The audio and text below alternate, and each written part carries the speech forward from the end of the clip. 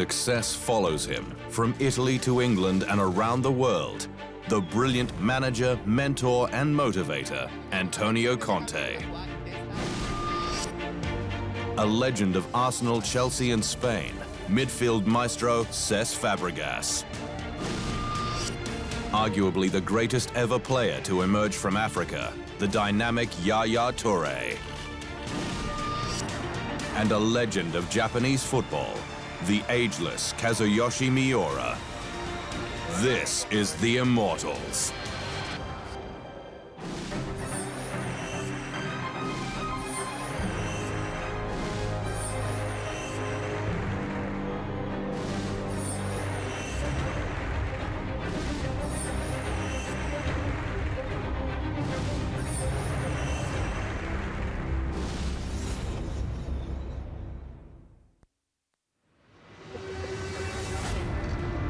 Antonio Conte, current manager of Chelsea in the English Premier League, is one of the best coaches in football.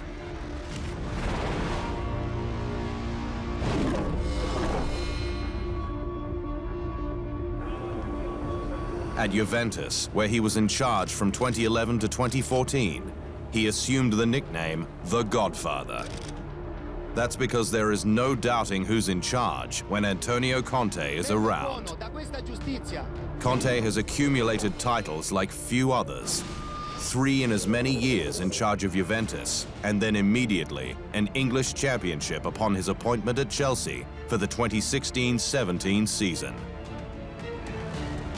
He's also coached Italy to a quarter-final of the 2016 European Championships before returning to the club game. Mild-mannered and dapper away from the game, he acknowledges his streak of Italian theatrics in the technical area. There are 2 Antonios, 2 different people. During the game, I know I am an animal. Conte was also a fine player in his own right, a winner of 5 championships in his 14 years with Juventus, and a captain of that famous club. He represented Italy as a midfielder at the 1994 FIFA World Cup, where the Italians, inspired by Roberto Baggio, knocked out Spain in the quarter-finals and Bulgaria in the semi-final, only to fall to Brazil in the most dramatic penalty shootout in the final. This was the game in which Baggio's penalty shot sailed over the crossbar, handing the title to Brazil.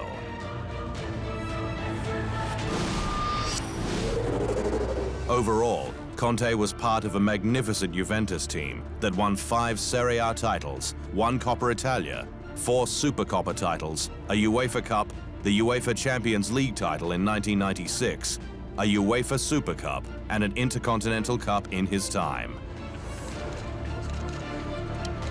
He lived the dream as a Juventus player, coming out of the historic city of Lecce in southern Italy, where he learned to play the game with his brothers in the streets. His career had started with Lecce in the Serie A before being lured by Juventus in 1991. He would end up captaining the club for 5 years, from 1996 to 2001, a job that prepared him for coaching later in life. Upon retirement, Conte coached in the Serie B before his old club came knocking in 2011.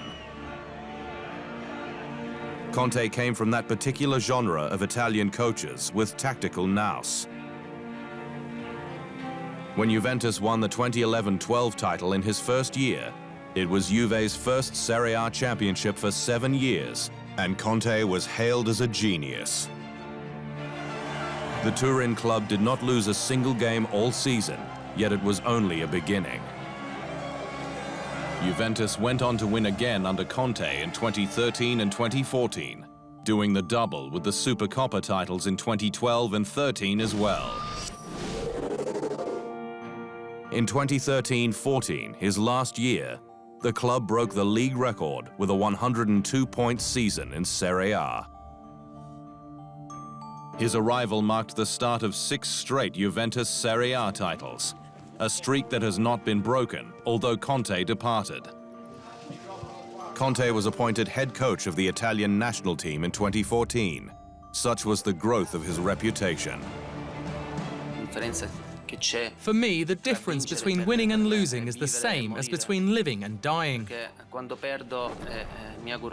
When I lose, and I hope it will happen seldom in the national team, there is an atmosphere of death surrounding me and my family.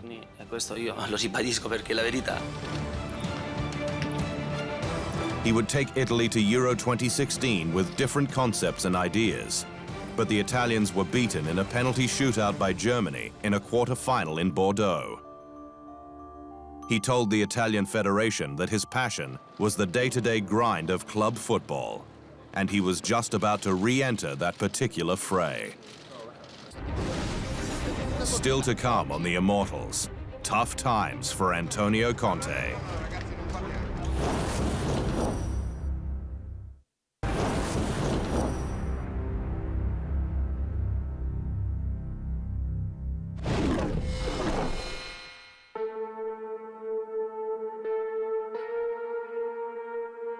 For years, following the uncovering of a match-fixing scandal in Italian football in 2006, players, coaches, and administrators were caught up in the crossfire of what is known as the Calciopoli. Antonio Conte was no different. Conte was charged with failing to report the corrupt actions of his assistant manager while he had been coaching Siena in Serie B in 2010-11. The stigma remained for several years. He was suspended for a time while coaching Juventus, but on appeal, his ban was reduced to 4 months. In 2016, while managing Chelsea, he was cleared of a criminal charge of sports fraud. He had always denied the charges.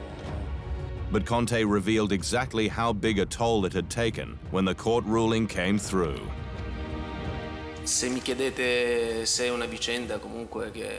If you ask me whether this is some event with a happy ending, honestly, I'll struggle to give you a positive answer about this. It will never be a happy ending kind of event.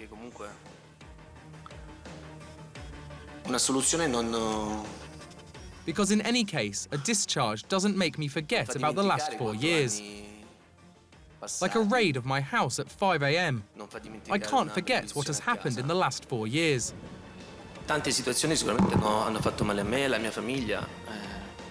These are indelible things which have left a deep scar. They will remain forever in my life.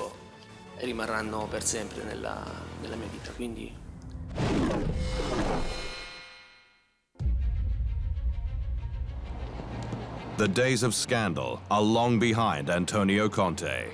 His coaching star has never soared higher.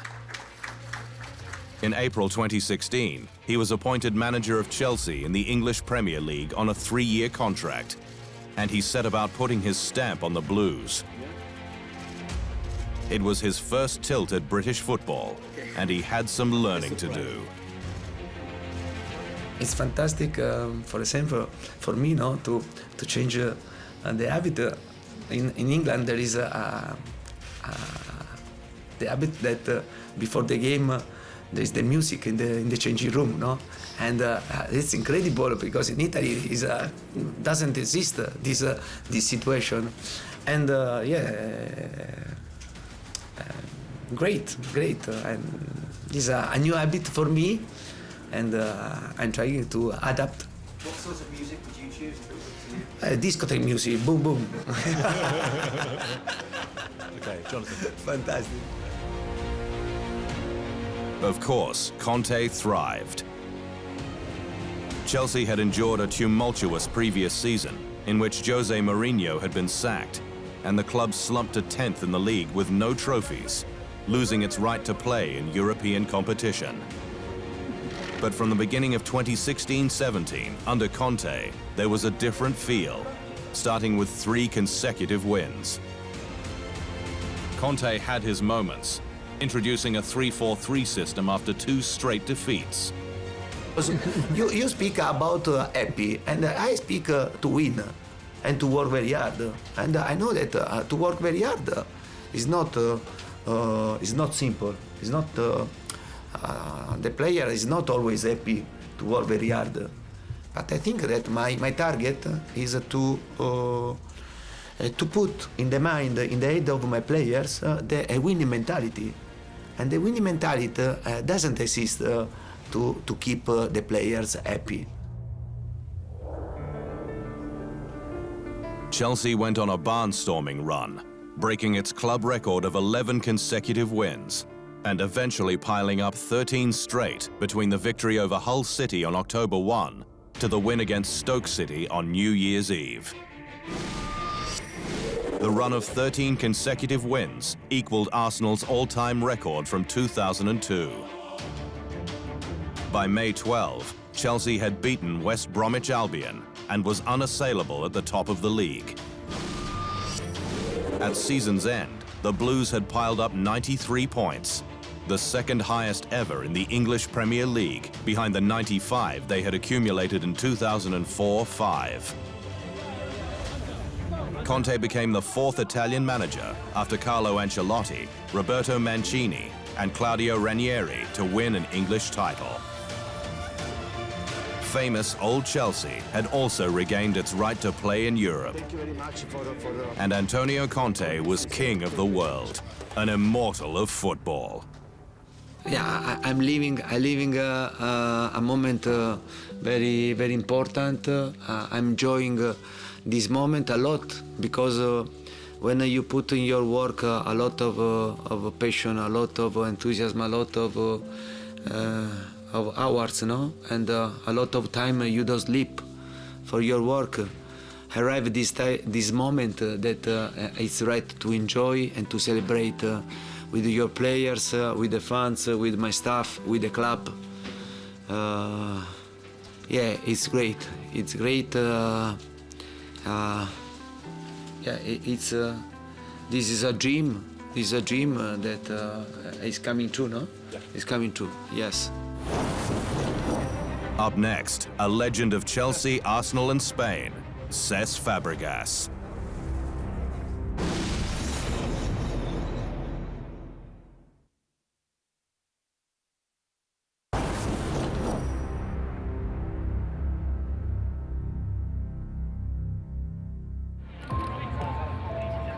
If great players make others around them better, then Cesc Fàbregas is one of the very best.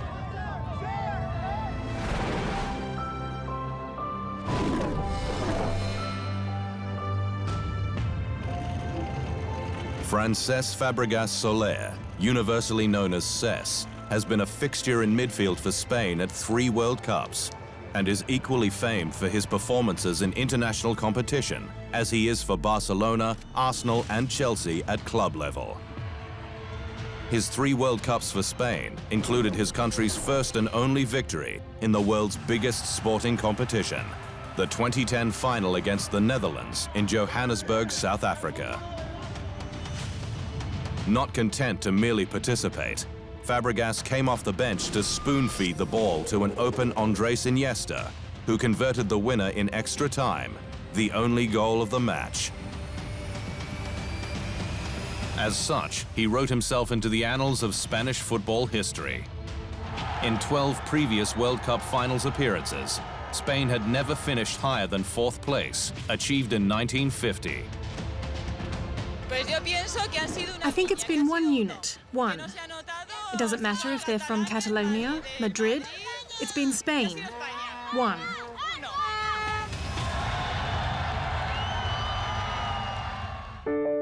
Fàbregas was also on the winning Spain team at the European Championships in 2008, when it defeated Germany in the final, and in 2012, when the national team smashed Italy 4-0, during a glorious period for Spanish football under the coaching of Vicente Del Bosque. But that moment in Johannesburg in 2010 defined Cesc Fàbregas, an unselfish player who counts as one of the best passers in the history of the game.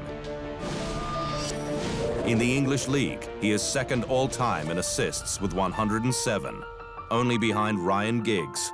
And he also is one of a handful of players to have dished out 4 assists in a single game, as he did for Arsenal against Blackburn in 2009. success has pretty much followed him since he ventured from his native Barcelona to Arsenal as a teen for 8 years in London. At Arsenal, he won an FA Cup and helped the Gunners to the final of the Champions League in 2006, before he controversially moved on to play with Barcelona in La Liga. Arsène Wenger, the longtime Arsenal manager, was less than impressed after they had formed a bond. The relationship is fantastic. I spoke to him on Friday to say goodbye to him. And as I said before, I got very emotional because he's been like a father figure to me. And I couldn't even talk at one stage, you know, when I wanted to say how grateful I was for what he's done for me. I got a little bit emotional and I couldn't talk much, so I had to send him a message afterwards, you know, saying what he's done to me. I will never forget it. In 3 years at Barca, alongside the great Lionel Messi and a cast of superstars, Fabregas won a league title, the Copa del Rey, the Spanish Super Cup, the UEFA Super Cup, and the Club World Cup. Then, having moved home to Barcelona, he promptly left again, transferring to Chelsea. As a former captain of Arsenal, observers found it hard to imagine Fabregas in Chelsea colours. I know it's not easy, and I appreciate it even more because I know it's not easy where I come from Arsenal, having been a rival of Chelsea for so many years.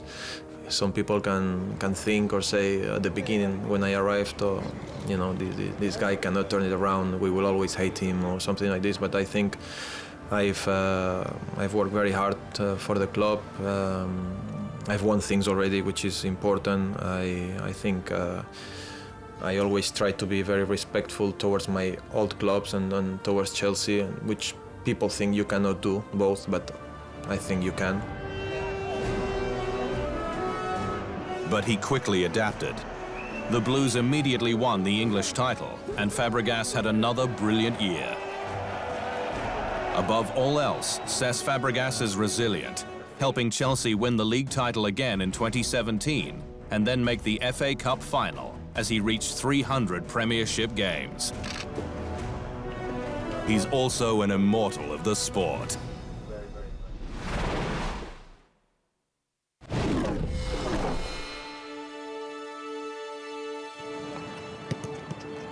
He's been named African Footballer of the Year 4 times.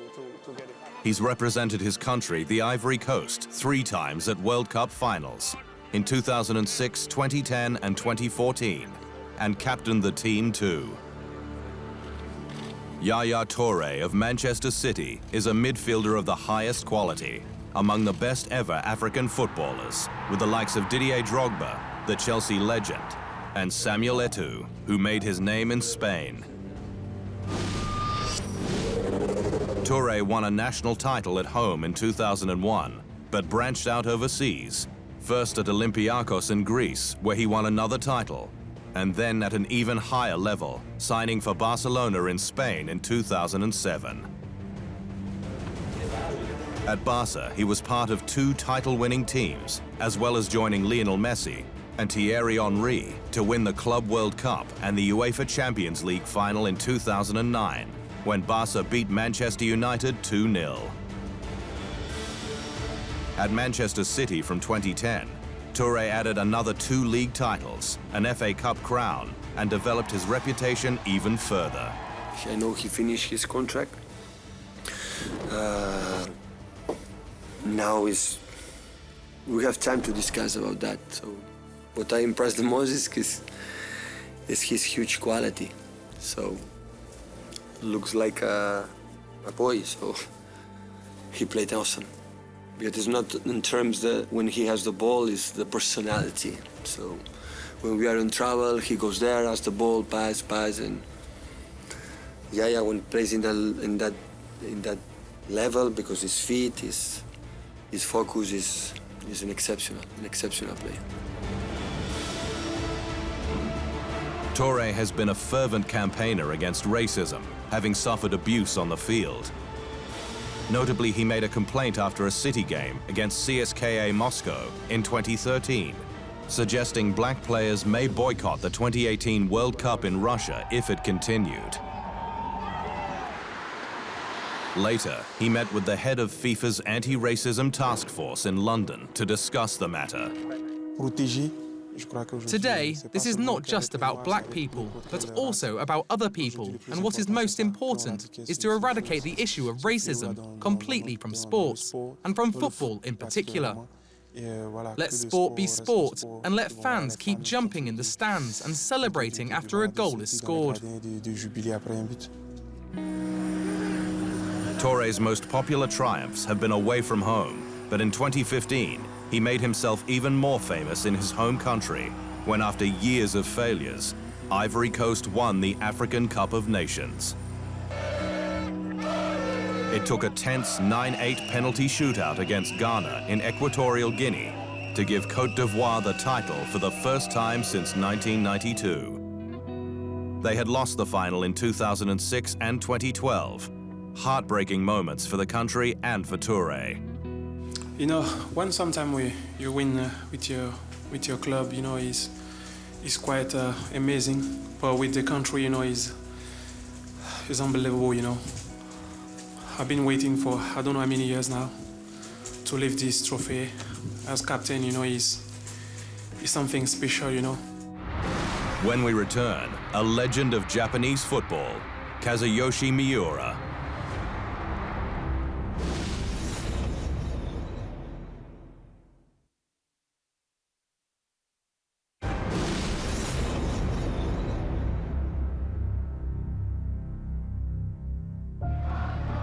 He is 50 years old, but still thriving as a professional player in Japan.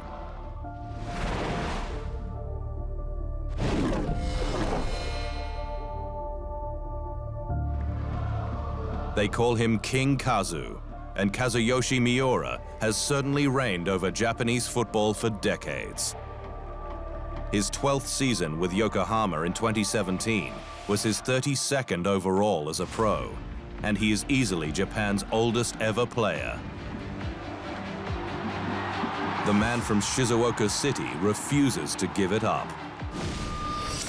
I hope to keep fighting with all my might, together with people involved with the club, my teammates and supporters, who have always backed me.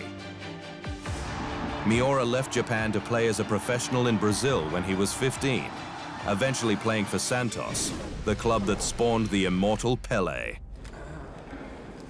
He later played in Italy in the Serie A for Genoa before returning to Japan, where the J-League was being formed in 1993, and also playing in Australia. At the Verdy Kawasaki club in Japan, Miura won 4 straight league titles and cups from 1991, and was the first most valuable player of the new J-League in '93. He was also a major presence on the Japanese national team, scoring 14 times in qualifying matches as the Blue Samurai qualified for the World Cup for the first time in 1998. He was controversially dropped for the finals in France, where the Japanese lost all 3 group stage games. But he was a hero in Japan's first win in the Asian Cup in 1992, also named the tournament's best player. His 55 goals for Japan is second highest among his countrymen. More recently, he has focused on club football with Yokohama. His longevity is legendary, and his brother Yasutoshi believes it is part of a mindset. He has a tremendous sense of positivity in his attitude, and he is optimistic about the road ahead. He sets a goal every year, and he truly believes that he will achieve it. That is the specialty of his personality. This approach also helps him to be able to play longer in his career, even if he is at 50 years of age.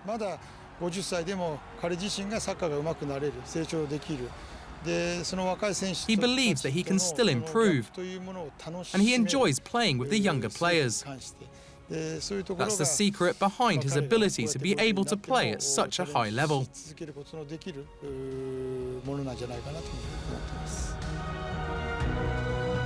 When he scored in Yokohama's 1-0 win over Thespa Kusatsu in March 2017, Miura became the oldest goalscorer in any professional football competition. beating the previous record of 50 years, 5 days, held by Sir Stanley Matthews. Chuffed, Miura deflected credit to his team. I'm glad to contribute to a win. I'm always looking to score, but had a good feeling about today's game. Kazuyoshi Miura is an inspiration to footballers around the world with his skill, class, and love for the game. And of course, he's an immortal.